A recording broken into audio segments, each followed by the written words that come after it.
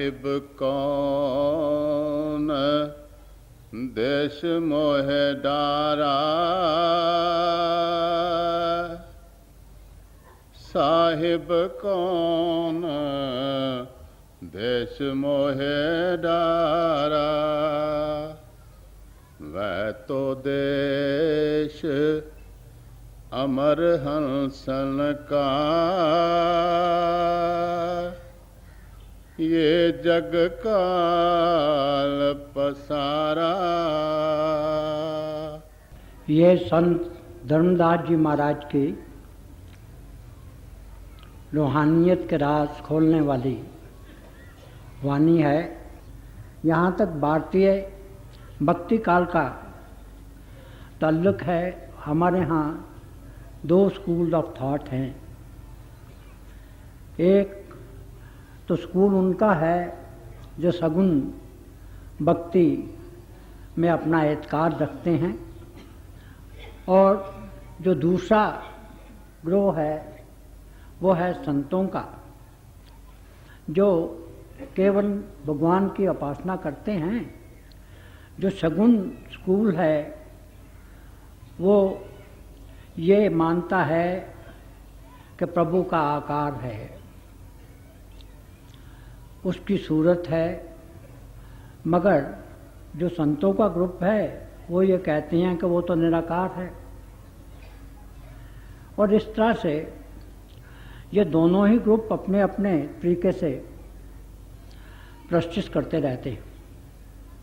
तो ये जो सगुन भक्ति का हम जिक्र करते हैं, इसका अपना महत्व है, इसकी बड़ी अपनी इम्पोर्टेंस है, बड़ी अहमियत है, क्योंकि शुरू शुरू में ये हमें अपना जीवन सदाचार बनाने में बड़ी मदद देती है, मगर इसी से हम प्रभु तक नहीं पा सकते।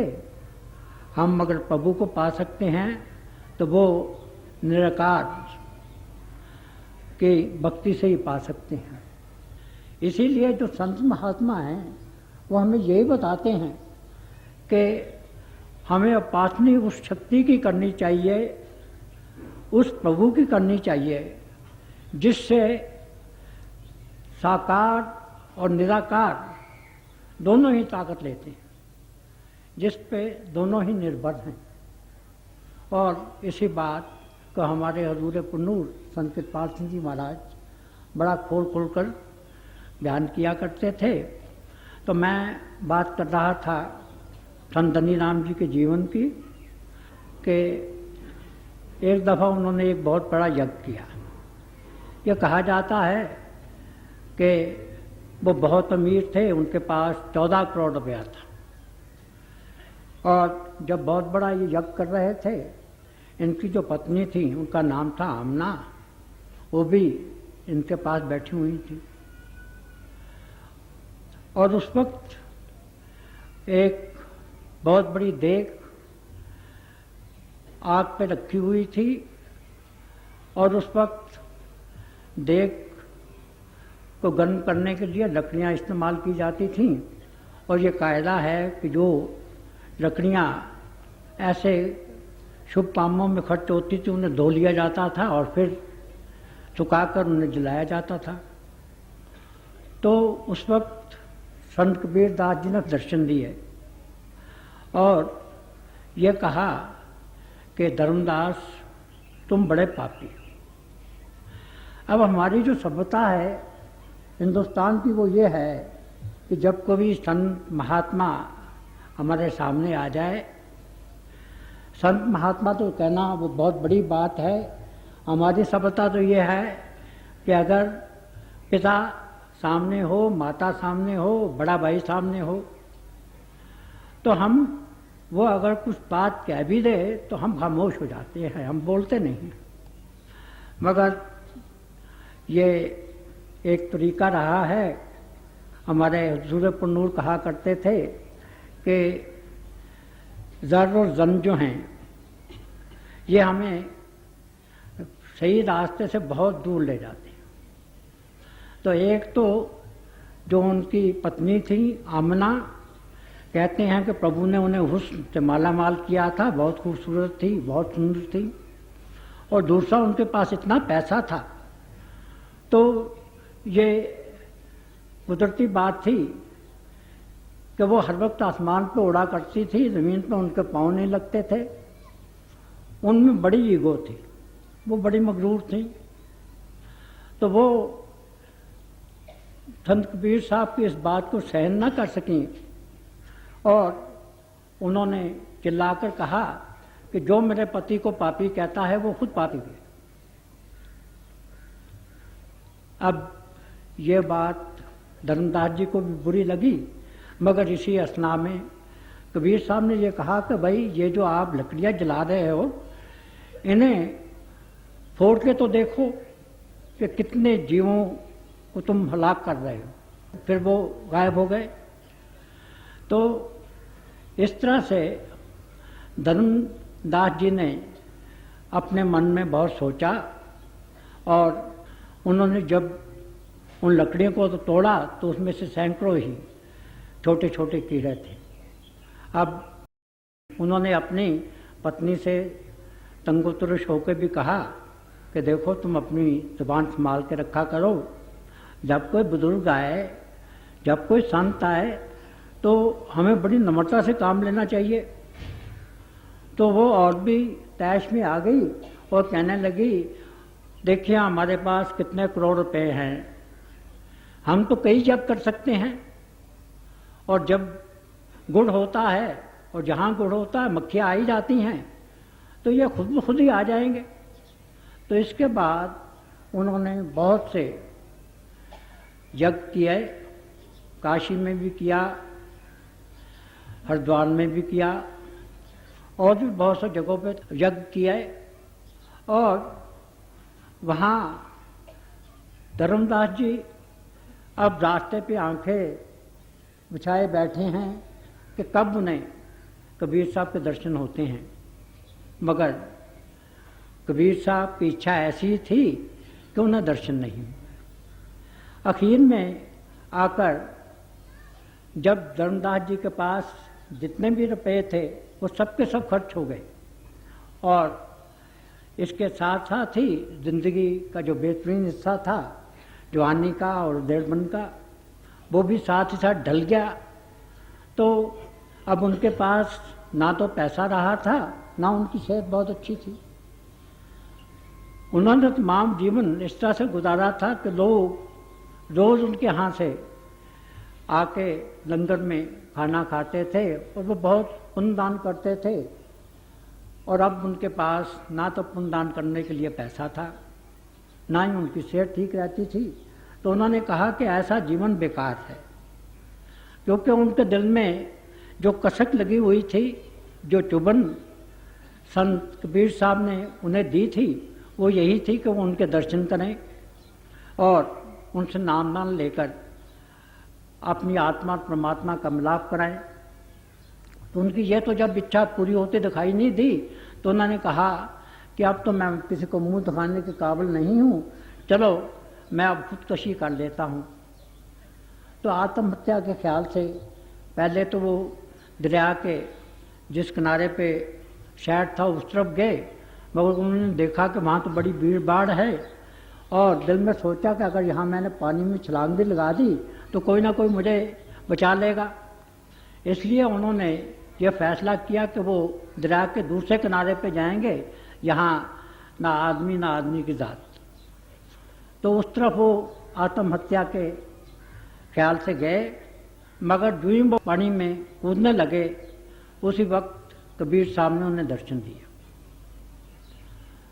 तो वो बहुत खुश हुए, कबीर साहब के चरणों से वो लिपट गए और अपने इतने आंसू बहाए कि उनके चरण अपने आंसुओं से धो डाले। तो उस वक्त उन्होंने हाथ जोड़कर बड़ी मिन्नत से माफ़ी मांगी कि देखिए आमना ने आपका अपमान किया है और उसकी सारी जिम्मेदारी मैं लेता हूँ अपने आप पे, तो आप मुझे बख्श दीजिए। मगर आप ये बताइए कि आपने इस वक्त दर्शन दिए हैं, जिस वक्त ना तो मेरे पास पैसा है, ना मेरे जिस्म में वो जोर है, ताकत है कि मैं आपकी कोई सेवा कर सकूं। तो ऐसी महापुरुष हस्तियां जैसे कबीर साहब थे, वो तो दिलों के जानने वाले होते हैं, वो सब कुछ जानते हैं। और फिर ये अजीब बात है कि हमारे सामने वो अनजान बने रहते। तो उस वक्त उन्होंने कहा कि धर्मदास, अगर मैं पहले आ जाता तो तुमने यही कहना था ना कि गुड़ पे मक्खियां आ गई। तो उससे इनके दिल पे और भी चोट लगी और उसके बाद इन्होंने अपना तन मन धन सबको गुरु के अर्पण कर दिया। कबीर साहब जैसा गुरु हो और धर्मदास जैसा शिष्य हो तो फिर तरक्की में देर नहीं लगती। और यह बताया जाता है कि संत कबीर दास के जितने भी उनके नाम लेवा थे, उन सब में से संत धर्मदास जी ही सर्वश्रेष्ठ थे। और जब संत कबीर दास ज्योति ज्योत समा गए तो उनकी परंपरा को धर्मदास जी ने ही संभाला। तो ये उनकी वाणी है, आप बड़े प्यार से सुनिए कि वो क्या कह रहे हैं। साहिब कौन देश मोहे डारा, साहिब कौन देश मोहे डारा। आप देखिए, वो अपनी हालत बयान कर रहे हैं। वो ये कह रहे हैं कि जो हमारी आत्मा है वो परमात्मा की अंश है और आखिर में जाके हमारी आत्मा ने फिर परमात्मा से मिल जाना है। और उस स्टेज पे जहाँ हमारी आत्मा और परमात्मा का मिलाप होता है, हमेशा की खुशी खुशी है, सरसारी सरसारी है, मस्ती मस्ती है, वहाँ हम जन्म मरण से हमेशा के लिए मुक्त हो जाते हैं। मगर ये जो संसारिक देश है हमारा, ये जो भौतिकवाद का देश है, इसमें तो चारों तरफ दुख ही दुख हैं, इसमें तो कोई सुख नहीं है। तो वो कह रहे हैं कि ऐ प्रभु, ये तेरी क्या अचरज लीला है, क्या खेल है कि मैं तो उस देश का वासी हूँ जहाँ हमें अमर जीवन मिल जाता है, यहाँ हम लाफानी हो जाते हैं, यहाँ हम इटर्नल हो जाते हैं, यहाँ जाके फिर मरने और पैदा होने का सिलसिला जो है वो ख़त्म हो जाता है। तो हम तो उस प्रभु से मिलना चाहते हैं और आपने हमें इस संसार में डाल दिया है, यहाँ चारों तरफ से हमें काम क्रोध लोभ मोह अहंकार ये जो हैं, ये सब के सब हमारे इर्द गिर्द हैं और हर वक्त हमें लूट रहे हैं। हमारे अंदर जो अमृतसर है उसको, उससे अमृत ये पी रहे हैं। हमारे हजूर नूर गुरबाणी का हवाला देकर बताया करते थे कि जो असली अमृतसर है वो हमारे अंदर है, उसी को हम असली मानसरोवर कहते हैं, उसी को सरचश्मा कौसर कहते हैं और उसी को fountain head of the water of life कहते हैं। तो अब जो हैं ये चारों डाकू से लूट रहे हैं, हम सोए हुए हैं। अब अगर कोई हमें ऐसी जागृत हस्ती मिल जाए जिसने खुद जिंदगी और मौत के महिमे को सुलझाया है और जो प्रभु से एकमिक हो चुकी है, तो वो हमें धीरे धीरे अपनी मंजिल मकसूद की तरफ ले जाती है। तो यही वो बता रहे हैं कि ये कि आपने क्या किया है। ये मुझे तो बड़ी अचरज बात मालूम होती है कि हमारी आत्माएं जो अमर थीं, जो जावदानी थीं, लाफानी थीं, जो प्रभु से एकमिक थीं, उन्हें आपने आके इस संसार में भेज दिया है कि यहाँ चारों तरफ गुनाहों का जाल है, 5 डाकू काम क्रोध लोभ मोह अहंकार हमें हर वक्त लूट रहे हैं। यहाँ माया है, यहाँ 3 गुण हैं। अब हमारी आत्मा पे 3 जिस्म भी है। ये पहले हमारा स्थूल शरीर है, फिर सूक्ष्म शरीर है, फिर कारण शरीर है, और इसी तरह से 25 प्रकृति से हम घिरे हुए हैं। तो ये जितनी चीज़ें हैं ये हमारे इर्द गिर्द खोल बनी हुई हैं और हम उनसे पार नहीं जा सकते हैं। और ये संसार ऐसा है कि इसमें पग पग पर गुनाहों की दुकानें सजी हुई हैं, और इंसान बेचारे का क्या बस है, वो तो किसी न किसी गुनाह में गलतान हो जाता है। तो इस वक्त वो अपने दिल से प्रभु से पुकार करता है कि ऐ प्रभु, ऐ परवरदिगार, मुझ में तो ये ताकत है नहीं कि मैं इन जितने मेरे इर्द गिर्द गिलाफ हैं उन सब से मैं पार आ सकूँ, मैं गुनाहों से बच सकूँ। और कभी कभी तो वो ये भी क्या उठता है कि हम फरिश्ते नहीं आए, वाइज आदमी हैं, गुनाह करते हैं। तो कभी कभी तो गुनाह हो जाता है, और इसलिए वो आपने आपको बड़ा हेल्पलेस समझ के प्रभु से प्रार्थना करता है कि आप प्रभु अब आप ही मेरी मदद को आओ। मेरे बुत्ते का तो ये है नहीं कि मैं पांचों ये जो डाकू हैं इनसे बच जाऊं, मोह माया से बच जाऊं, जो दुनिया के पदार्थ हैं उनसे बच जाऊं। तो जब उसके दिल से ऐसी फूंक निकलती है, जब वो सिसकता है, तो प्रभु उसकी आवाज़ सुनता है। दशमेश पिता ने कहा है कि जो प्रभु है वो एक चूंटी के दिल से निकली आवाज़ को पहले सुनता है और हाथी के चिंगार को बाद में सुनता है। और जब प्रभु ऐसी दिल की पुकार को सुनता है, दिल की चीख सुनता है, तो खुद कोई ना कोई इंसानी जामा धारण करके आ जाता है। तब यही कह रहे हैं कि आपकी क्या आचरण लीला है कि आपने हमें इस संसार में ला के फंसा दिया है। अब हमारी हालत तो वैसी है जैसी कि ख्वाजा हाफिज ने कही है कि हमारे हाथ पाँव जिस्म सारा एक लकड़ी के तख्ते पे बांध दिया गया है और वो समंदर की लहरों पे छोड़ दिया गया है। वहाँ तो ऊंची लहरें भी आती हैं, नीची भी आती हैं, और जब ऊंची लहरें आती हैं तो वो सर से गुजर जाती हैं। तो वो कहते हैं कि ये आपका अजीब खेल है कि एक तरफ तो हमें सर से और पाँव से बांध दिया है तख्ते से, और फिर ये हुक्म होता है कि दामन तन मुकने शाबाश, कि देखिए आपके कहीं कपड़े गीले नहीं हो जाए।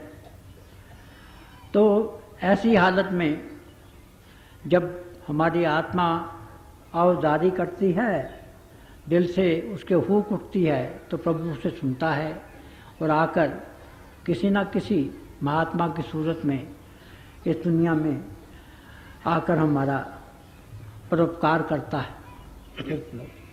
साहिब कौन देश मोहे डारा, साहिब कौन देश मोहे डारा, वह तो देश अमर हंसन का, ये जग काल पसारा। आप ये कहते हैं कि जिस देश के हम वासी हैं उसे आप अनामी कह लीजिए या कोई और कह लीजिए, वो जो देश है वो तो हमेशा रहने वाला है। वहाँ जो रहते हैं वो अमर हैं, वो नाशवान नहीं हैं, और वहाँ तो हर वक्त खुशी है, सरमस्ती है। मगर जिस दुनिया में हम आ गए हैं ये तो दुनिया फना होने वाली है, ये तो अमर नहीं है, क्योंकि हमें जो इंसानी ज़िंदगी भी मिलती है तो वो चंद बरसों की मिलती है, उसके बाद हमारा इंतकाल हो जाता है। यानी इंसानी जीवन से हमारी आत्मा निकलकर किसी दूसरी दुनिया में चली जाती है या नरक और स्वर्ग में चली जाती है। और ये जो संसार है ये भी हमेशा रहने वाला नहीं है, क्योंकि हमें धर्म ग्रंथ जो बताते हैं कि कई प्रलय आई हैं, कई महाप्रलय आई हैं। तो वो कह रहे हैं कि देखिए हमारा जो असली धाम है, जो हमारा असली घर है, वो तो हमेशा रहने वाला है, और जो दुनिया है ये फ़ानी है। जब हम अपने निज घर में होते हैं तो वहाँ हम प्रभु में लीन हो जाते हैं। मगर इस संसार में तो काल का पिसारा है, तो लोकीनाथ का राज है, और यहाँ तो दुख ही दुख हैं, तकलीफ़ें ही तकलीफ़ें हैं, दर्द ही दर्द है। यहाँ तो एक पल हमें आराम नहीं मिलता। एक शायर ने हमारी इस ज़िंदगी के मतलब कहा है कि आराम का पहलू कोई नहीं, करवट का बदलना मुश्किल है। कहते हैं कि दिल है बाईं जानिब, क्या दैनी जानिब भी दिल है। तो भी कहते हैं कि जो दिल है वो तो हर वक्त हमारा बेचैन रहता है, हर वक्त एक तदब्जुब में रहता है। और जो डॉक्टर कहते हैं कि दिल जो है ये हमारे जिस्म के बाएं हिस्से में होता है, तो वो कहते हैं कि मैं तो हर वक्त ही दुखी हूँ, दर्द में, पीड़ा में अपनी ज़िंदगी व्यतीत करता हूँ। तो वो सवाल पूछते हैं कि भाई दिल तो कहते हैं डॉक्टर एक तरफ है, पर मैं तो इतना तड़पता हूँ, इतना सीखता हूँ जैसे दोनों तरफ ही दिल हूँ। क्योंकि जब मैं बाईं करवट लेटता हूँ तो तब भी मुझे दुख होता है, दर्द होता है। जब दाईं तरफ मैं लेटता हूँ तब भी मुझे दर्द होता है। तो ये जो हमारी ज़िंदगी है ये तो एक दुखों का, तकलीफ़ों का सिलसिला है। एक के बाद दूसरी तकलीफ़ चली आती है, या एक ही वक्त कई तकलीफ़ें चली आती हैं। तो यहाँ तो हमें ना चैन है, ना आराम है, ना सुख है। और हम जिस देश के वासी हैं वहाँ तो हमें सुख ही सुख है, चैन ही चैन है। तो ये कहते हैं कि ये आपकी क्या लीला है, आपने हमें वहाँ से बनवास क्यों दिया है, हमारी आत्मा को प्रभु से आपने क्यों जुदा किया है, ये हमारी समझ में नहीं आती है। और इसी तरह से हमारी दौलत है। ज़िंदगी में कई ऐसे वाक़यात आए हैं कि जब ये जो दौलत है ये हमारा साथ छोड़ देती है। और वैसे भी हमारी ज़िंदगी में रोज़ हमारे किसी मित्र, किसी दोस्त का जो बिज़नेस है वो ख़राब हो जाता है, नौकरी में कोई चूक हो जाती है, तो इस पे भी हम भरोसा नहीं कर सकते। बड़े ओहदे जो कुर्सी पर हम गर्व करते हैं तो वो भी हमेशा हमारे पास नहीं रहता है। और अगर किस्मत हमारा साथ नहीं दे तो हमारी जो शोहरत होती है, नेम एंड फेम होता है, वो भी हमारा साथ छोड़ देता है। हम देखते हैं कि जिन लोगों की उड़ान आसमान तक होती है और वो बहुत मशहूर होते हैं, कभी कभी ज़िंदगी में वो बदनामी के गड्ढे में पड़ जाते हैं। तो यही कहते हैं कि ये जो संसार है इसकी तो कोई भी चीज़ हमारे साथ जाने वाली नहीं। और अगर यहाँ से कोई हमारे साथ जाता है वो एक गुरु जाता है और एक उसका नाम जाता है। क्योंकि यही कुर्बानी में भी आया है कि हंस अकेला जाए। दुनिया के जितने रिश्ते नाते हैं, जितनी प्रभु की नेमतें हैं, ये हमारे जिस्म को तो आराम पहुँचाती हैं, और जब तक ये हमारा जिस्म है तब तक उनमें से कुछ हमारा साथ देती हैं। मगर जब हमारा अंत समय आता है तो उस वक्त इनमें से कोई चीज़ हमारा साथ नहीं देती। तो यही अंत में वो प्रार्थना करते हैं कि हम पे आप दया कीजिए और हमें जो हमारी ज़िंदगी का ध्येय है, हमारी आत्मा और परमात्मा के मिलने का, उसे आप पूरा कर दीजिए। और हम इसके लिए आप पे बार बार कुर्बान जाते हैं कि आपने हम भी इतनी बख्शिश की है। धर्मदास बिनवे कर जोड़े, अब के अर्ज हमारा। अब ये कहते हैं कि ये हमारी आखिरी प्रार्थना है, ये दिल की गहराइयों से नहीं, रूह की गहराइयों से निकली है। हम इस गुनाहों की दुनिया में बुरी तरह से फंसे हुए हैं। हमारे बस की बात नहीं है कि हम इससे निजात पाएं।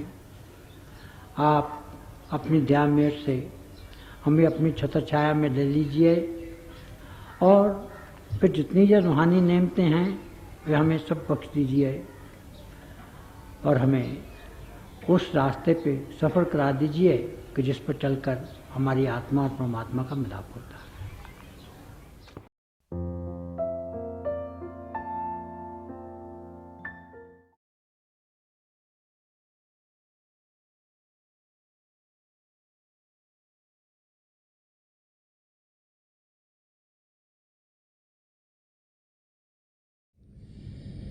प्यारे भाई और बहनों,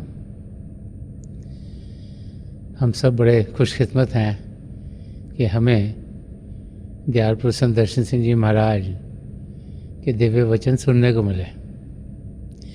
जो भी उनसे मिला उसने यही अनुभव किया कि संदर्शन सिंह जी महाराज ने उनसे सबसे ज़्यादा प्रेम किया।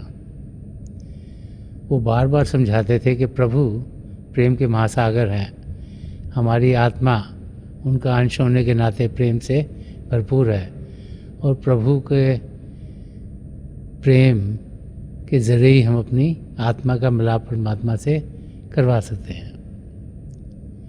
तो प्रभु का प्रेम हम सबके भीतर चल रहा है, शब्द के ज़रिए हम उसके साथ जुड़ते हैं। शब्द जिसके दो रूप हैं, ज्योति और श्रुति। तो थोड़ी देर के लिए आप सब प्रभु की ज्योत के दर्शन के लिए बैठ जाइएगा। आप जहाँ भी बैठे आराम से बैठेगा, अपनी आंखें बंद कर लीजिएगा और जो आपके आई बॉल्स हैं आँखों के डले सीधे सामने होने चाहिए, जैसे कि आप 8 या 10 इंच अपने सामने फोकस हों। आंखें बंद करते ही वो भाई बहन जिन्हें नाम की देन मिली आप सिमरन कीजिएगा। और जो भाई बहन नए हैं वो पिता परमेश्वर के किसी भी नाम का जाप कर सकते हैं। जाप मन ही मन करना है, ऊंचा नहीं दोहराना। आपके सामने रोशनी के चिन्ह दिखेंगे, बड़े ध्यान से जो भी नज़ारे दिखते हैं उसे ध्यान से देखिएगा और आप देखेंगे कि दिन ब दिन जैसे जैसे आप अभ्यास करते चल जाएंगे, आपको अंदर में प्रभु की ज्योति, आसमान, सितारे, चंद्रमा, सूर्य और बहुत से नज़ारे देखने को मिलेंगे। जब हम इन नज़ारों को देखते हैं तो हमें शांति मिलती है, प्रभु के प्रेम का अनुभव होता है और हम अपनी मंजिल की ओर बढ़ना शुरू कर देते हैं। थोड़ी देर में मैं आपको इस अभ्यास से उठाऊंगा और मेरी शुभकामनाएं आप सबके साथ हैं।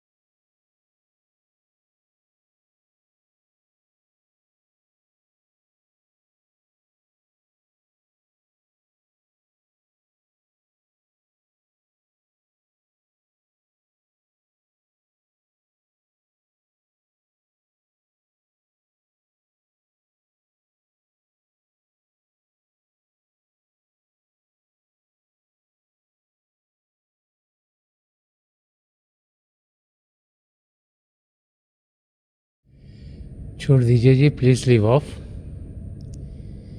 मेरी पिता परमेश्वर के चरण कमलों में और जो पिछली सेंचुरी के महापुरुष हुए हैं, हजूर बाबा सावन सिंह जी महाराज, परम संत कृपाल सिंह जी महाराज और दयाल प्रसन्न दर्शन सिंह जी महाराज के चरण कमलों में यही प्रार्थना है कि प्रभु को पाने का रास्ता, जिस रास्ते पर इन महापुरुषों ने हम सबको चलाया है, उस रास्ते पर हम तेज़ी से चल सकें।